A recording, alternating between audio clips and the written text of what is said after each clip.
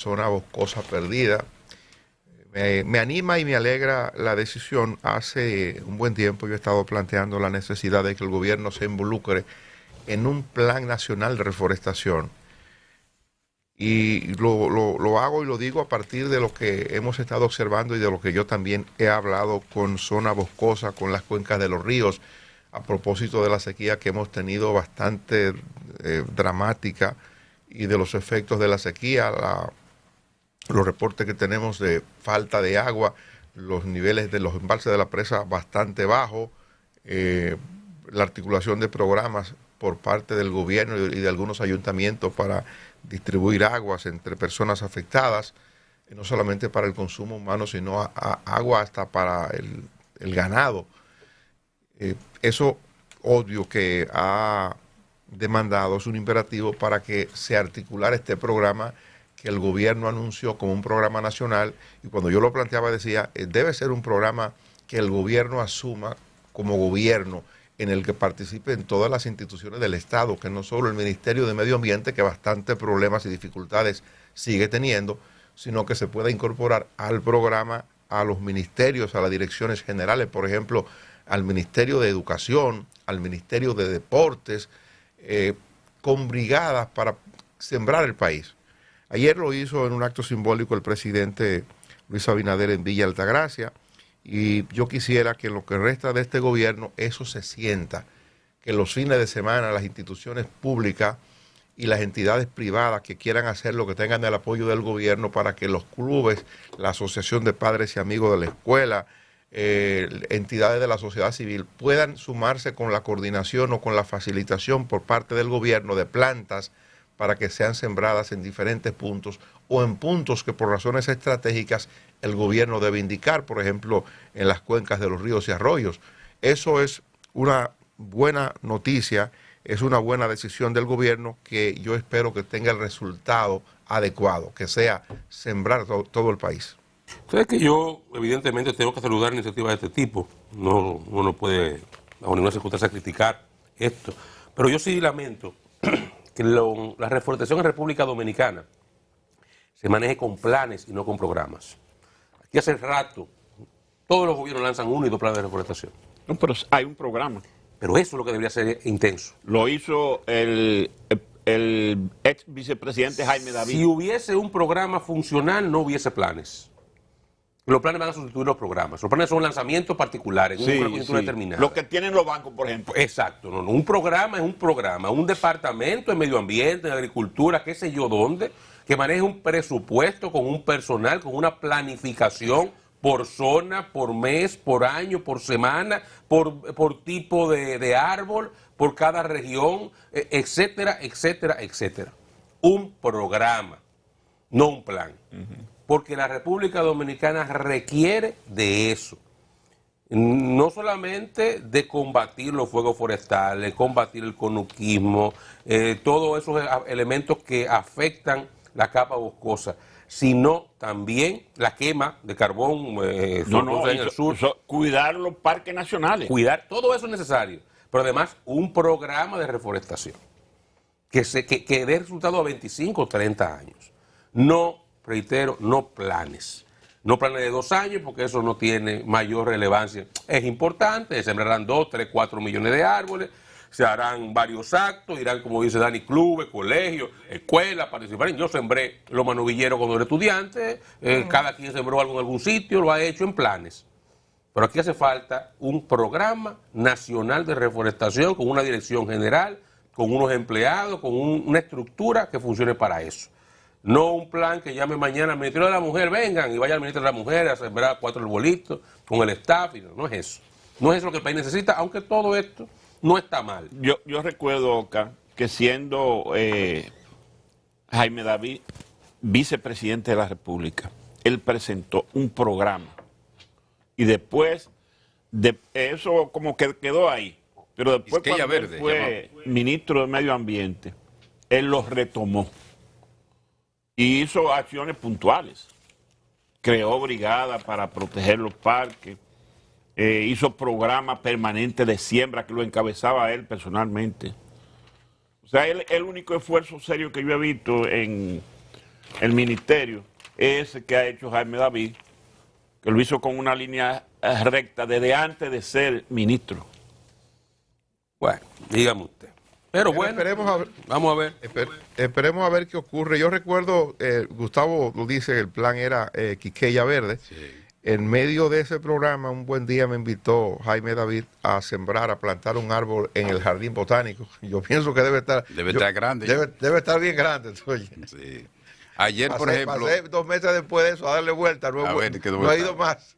Ayer una institución privada que tiene que ver con el Banco Popular, la Fundación Sur Futuro, hizo una donación importantísima de pino, del pino dominicano, al Ministerio de Medio Ambiente, cerca de 30.000 o 300.000 plantitas pequeñas, desarrolladas por ellos, la Fundación Sur Futuro, en un vivero que tienen por ahí por el sur. Eso es interesantísimo que también que se integre el sector privado a esta campaña de concienciación de lo que es el medio ambiente y de la reforestación, que es tan importante para nuestro país. Bueno, parte de los aspectos que hemos vivido este fin de semana y que la Autoridad de la Prensa trae hoy, recogiendo informaciones sobre los destrozos causados por las lluvias en el sur, sobre todo, tienen que ver con un tema de deforestación.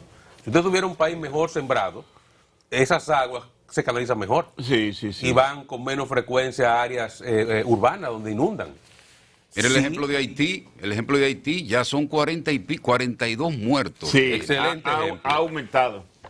Aquí no hay muertes porque tenemos por lo menos algo de verdad de boscosidad. Sí, hay algunos. Pero ese tipo de río urbano se produce, entre otras razones, por la falta de una capa boscosa adecuada donde las lluvias puedan canalizarse de forma correcta hacia los ríos. Ayer el director del INDRI, Olmedo Cava, decía de la necesidad que hay de por lo menos 6 presas importantes a construirse en el futuro, a los fines de que las aguas no provoquen tanto daño y tampoco en tiempos normales se vayan al mar sin aprovecharse.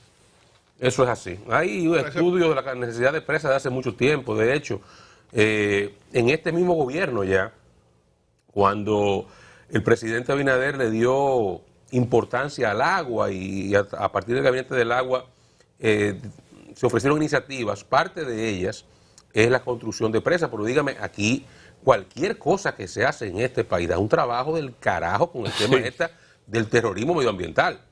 Usted veía, por ejemplo, y no quiero tampoco agregarme demasiado, pero entre los reclamos que estaban haciendo la gente, los medioambientalistas, que en estos días estaban en un palacio piqueteando por el Día del Medio Ambiente, era que no se hiciera la presa que está allá en la sierra, en Monción. La de Monción. Y cada cosa que se va a hacer aquí es una vaina. Porque una represa genera algún tipo de impacto medioambiental, claro que sí, pero eventualmente es mejoría lo que aporta. Porque son mucho más los beneficios que tiene que los efectos colaterales que pueden afectar de alguna manera puntualmente una zona. Pero aquí, imagínense que si comenzamos a hablar de otro tipo de presas que se han planteado, incluso en la Corredera Central, eso es una batalla. Aquí no se puede hacer nada ya. Bueno, cada vez que hay que hacer una obra de esta dimensión, que tiene que ver con los intereses del colectivo, con los intereses del país, pasa eso. Eso del caso de la presa de Monción pasó incluso que yo recuerde, con todos los proyectos parecidos. La presa de Sabaneta en principio era el gobierno del doctor Joaquín Balaguer, pero la gente puso resistencia. La presa de Sabanayegua también hubo que hacer, como se hace ahora con la gente de Monción, como se ha hecho con la gente de Monte Grande, hubo que acordar un programa de reubicación de viviendas que tenían que movilizarse para hacer el espacio, para darle seguridad a esas personas que estaban presas abajo.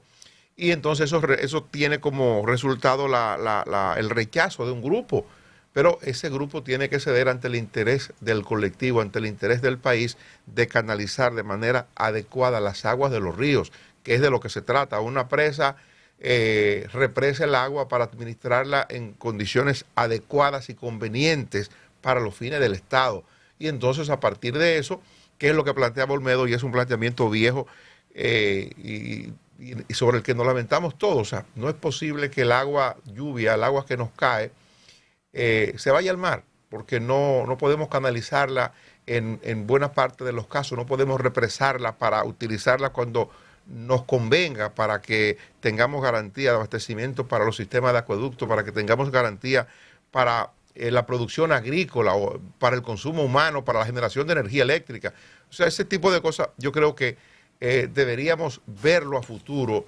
Es una tarea pendiente. Los gobiernos no han podido, porque además eso requiere de una inversión muy, muy importante. Los gobiernos tendrían que dejar de hacer algunas cosas para hacer otras, pero es un asunto de prioridad. En algún momento eso tendrá que plantearse de manera más seria, y si tenemos que revisar para qué tomamos préstamos. Para cosas como esas se justifican los préstamos, porque además eso se paga en el tiempo. Con lo que generan las presas, con lo que genera el agua que se acumula ahí, se pueden pagar o se pagan los préstamos que se toman. Pero en algún momento nos pondremos más en serio a ver eso. Es que habla de préstamos, Dani, puntualmente. Ahí la prensa trae una información hoy de que la deuda pública consolidada alcanza el 60.7% del Producto Interno Bruto. Ya debemos, entre deuda pública extranjera, deuda pública interna, 74.000 millones de dólares.